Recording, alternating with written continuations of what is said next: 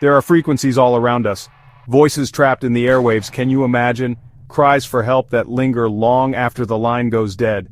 We think of 9/11 as a lifeline, a direct connection to safety. But what if that line connects to something else? Something dark. These are the calls dispatchers never forget. The ones that haunt their dreams and make them question reality. Sometimes the most chilling evidence of the paranormal comes not from haunted places, but through a telephone line. Dispatchers are trained for emergencies, not for calls from beyond the grave. These calls remind us we are not alone. The stories you're about to hear remain unsolved. Not for lack of evidence, but because the evidence points to something law enforcement cannot comprehend.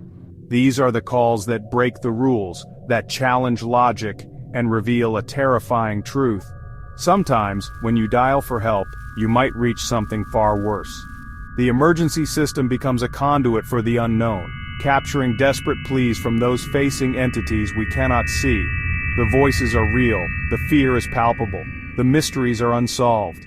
These are the 9/11 calls that cross the boundary.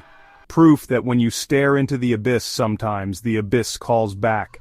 Listen closely. These are the echoes of a paranormal event as it happened. A glimpse into the other side. Our first case takes us to a quiet apartment complex where Clara made a call that would baffle authorities for years. Beneath her whisper, a strange static hum. She was hiding, terrified under her blankets. The dispatcher, Maria, tried to keep her calm.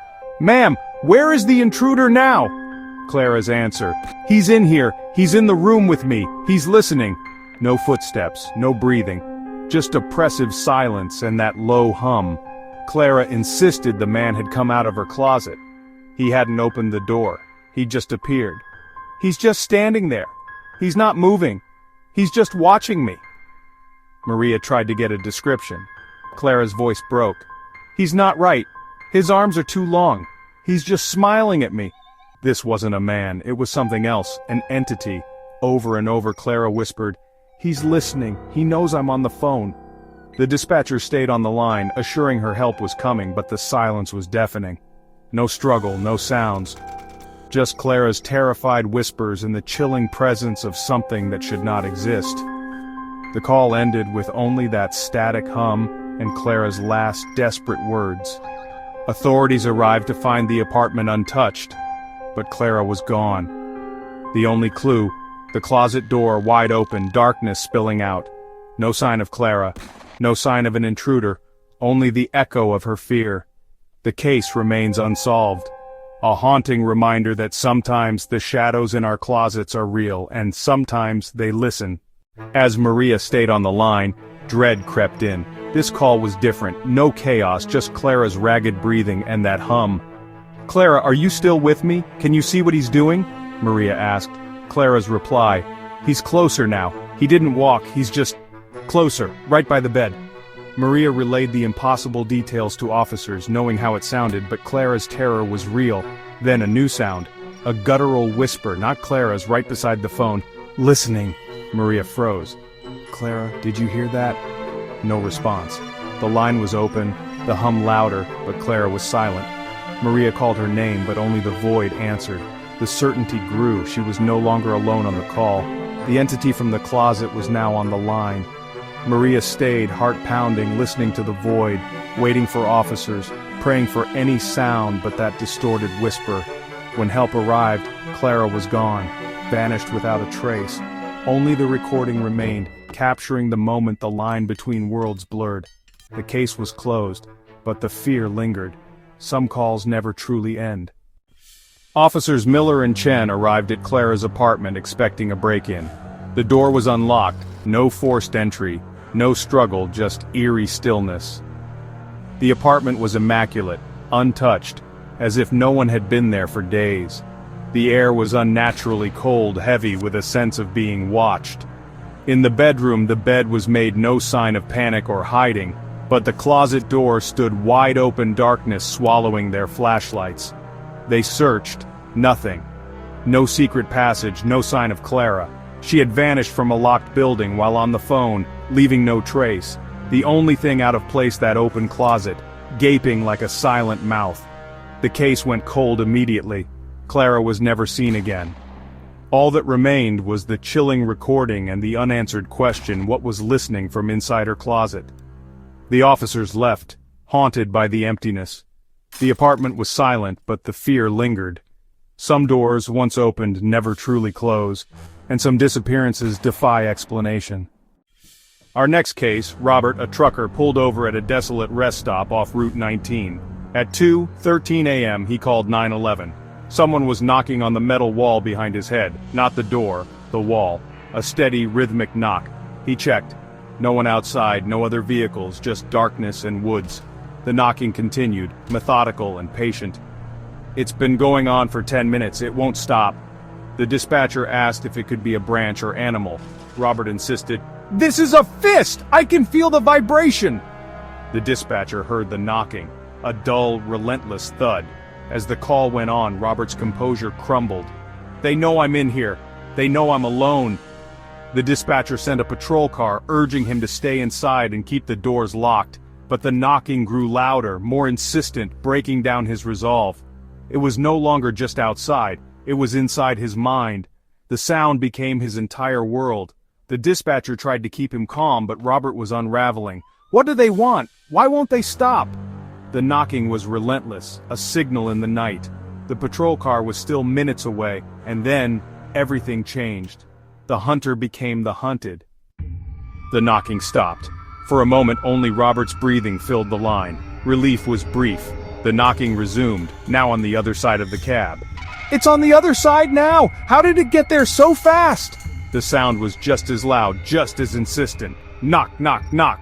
Then, it moved to the roof. Thud, thud, thud, directly above his head. Robert's fear peaked. "It's on the roof, it's getting louder."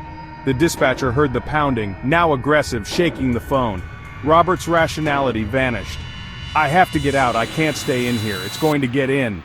The dispatcher pleaded with him to stay inside, but he was beyond reason. The pounding was all he could hear. "I'm getting out," he said, voice distant. The dispatcher heard the door open, the rush of night air, and a sudden sharp cry. Then, the line went dead. Officers arrived to find the truck empty, Robert gone. No footprints, no sign of struggle, just silence. Another disappearance, another mystery. Our final account. Frank, a trucker on a lonely Midwest highway. He reported a car accident, a single headlight in a ditch, but as he approached, there was no car, only a flickering light and the sound of screaming. Multiple voices crying out in pain and terror. Frank pulled over, determined to help. The dispatcher warned him to wait, but he ventured into the woods, phone in hand. The screams grew louder, a chorus of agony. "I can see a light up ahead, it's pulsing," Frank reported. The dispatcher coordinated with troopers, but they found nothing. No truck, no fire, no light. Frank insisted he was there. "Tell them to look for the light, the whole forest is lit up." But on the highway, there was only darkness. Frank's voice became distant, distorted. "I can't see the people, I can only hear them. They're everywhere." The dispatcher tried to guide him back, but Frank was lost. "I don't know which way the road is. There's only the light and the screams." He was no longer an investigator. He was a victim, lured into a trap that defied logic. The call slipped into nightmare. Frank was gone. The situation grew stranger. Frank described horror and supernatural light, but troopers saw nothing. They searched mile marker 114. No truck, no fire, no glow. The woods were silent.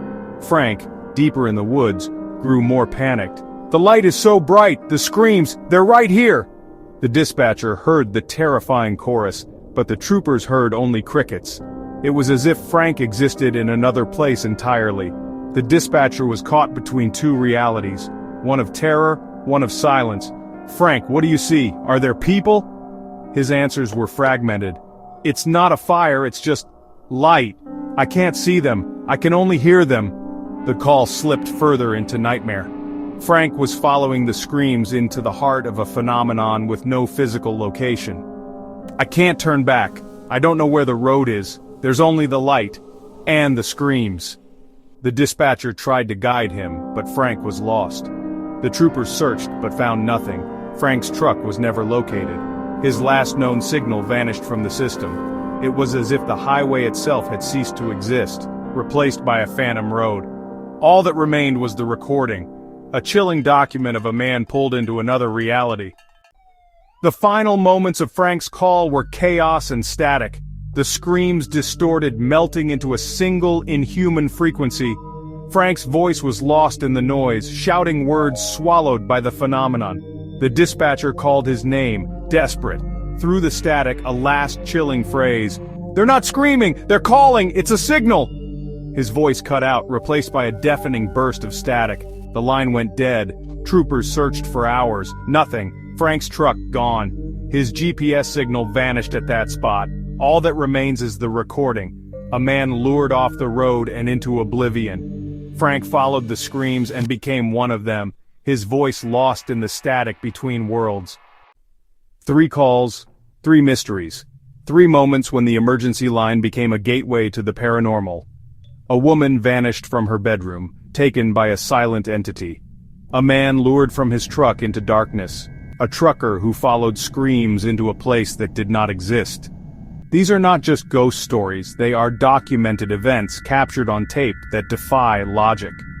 They force us to confront a terrifying possibility. What if the very act of calling for help is what alerts it to your presence? Dispatchers and officers face the limits of their training, confronted by evidence of something in the shadows, in the static. We seek out the paranormal, but these calls are not a search for evidence. They are the evidence. They are a warning. The veil is thin and sometimes things cross over. The silence in Clara's apartment, the knocking on Robert's truck, the phantom screams on Frank's highway, pieces of a puzzle we may never solve. So ask yourself, as you sit in the safety of your home, would you answer a call from the shadows? Would you recognize it for what it is? A lure, an invitation, a call from the other side. Some voices are lost to the static. Some calls should never be answered. When the shadows call your name, will you answer, or will you let the line go dead?